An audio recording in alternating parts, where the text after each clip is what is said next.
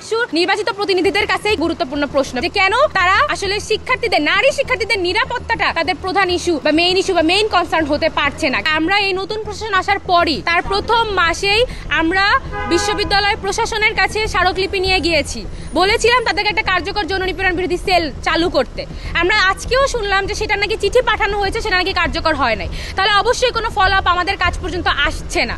তার মূল কারণ হচ্ছে প্রশাসনের, যদিও আমাদের ডাকসুর প্রতিনিধিরা চিৎকার করে করে বলে বিশ্ববিদ্যালয়ের প্রধান স্টেক হোল্ডার শিক্ষার্থীরা তাদের নিরাপত্তার জন্য তারা যে কোনো কিছু করবে, কিন্তু এই ফলো আপগুলো ডাকসুর পক্ষ থেকে কি চাওয়া হয় কিনা সেটাও একটা গুরুত্বপূর্ণ প্রশ্ন।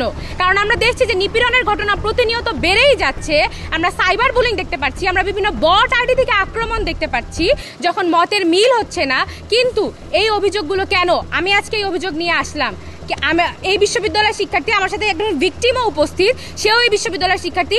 ডাকসু কর্তৃক কেন এই অভিযোগগুলো আসলে প্রশাসন বরাবর আসলো না, কিংবা এটা নিষ্পত্তির জন্য কি উদ্যোগ নেওয়া হবে, তার ফলো আপ কি, সেটা কেন ইউনিভার্সিটির স্টুডেন্টদের কাছে জানানো হলো না, সেটা একটা গুরুত্বপূর্ণ প্রশ্ন। এবং আমার কাছে মনে হয় এই উত্তর আপনাদের আসলে ডাকসুর নির্বাচিত প্রতিনিধিদের কাছেই করা উচিত যে কেন তারা আসলে শিক্ষার্থীদের, নারী শিক্ষার্থীদের নিরাপত্তাটা তাদের প্রধান ইস্যু বা মেইন কনসার্ন হতে পারছে না। কেন তারা আসলে প্রশাসনকে প্রেসার দিয়ে একটা কার্যকর যৌন নিপীড়ন বিরোধী সেল, সাইবার বুলিং সেল কার্যকর করতে পারছে না।